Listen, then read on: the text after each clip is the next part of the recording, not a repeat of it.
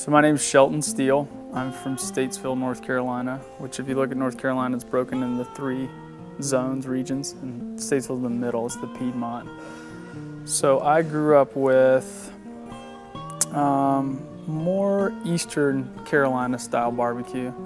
So everything in my area was vinegar based.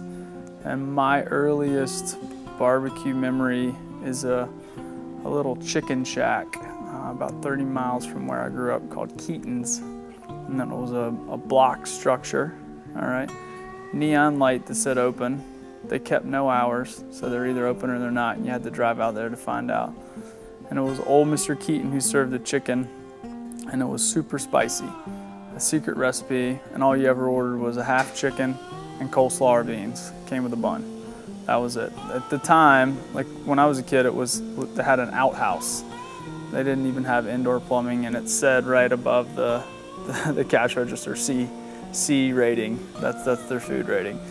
So it was a bit of a stretch, but it was the best chicken in North Carolina, in my opinion. And so that was kind of where my dad grew up taking me, and you know, I still, every time I'm home, I go to Keaton's for some barbecue chicken. The staple that you found everywhere was chopped pork barbecue, vinegar sauce, and hush puppies, and a vinegar coleslaw. And so to this day, that's still my favorite food.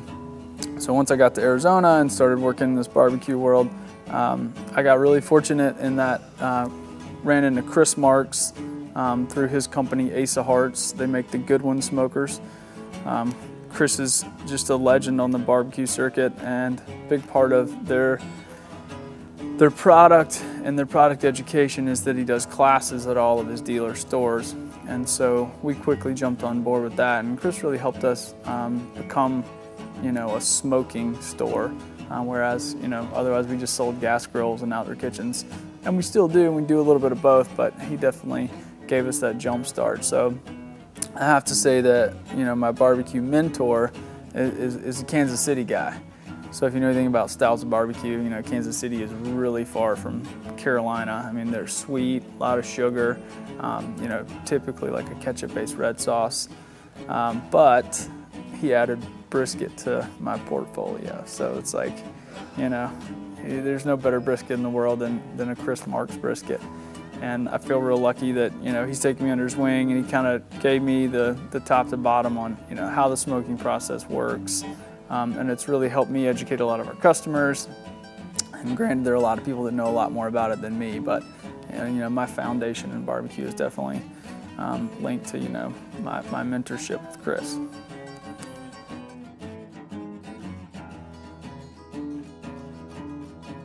I think the thing about Phoenix and Arizona is that it's such a melting pot of barbecue, because nobody's really from Phoenix.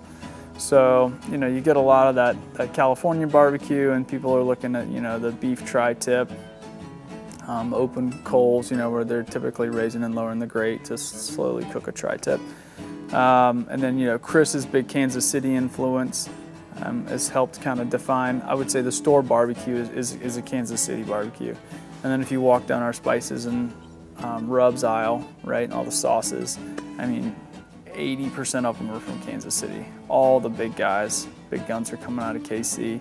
And so I would say that flavor profile defines, you know, our area more than others. Although we do have a lot of Texas influence, you know, and that's gonna be like a dry rub, a lot saltier and pepperier. But I don't mind any of it. And really, you know, I like the fact that barbecue is colloquial.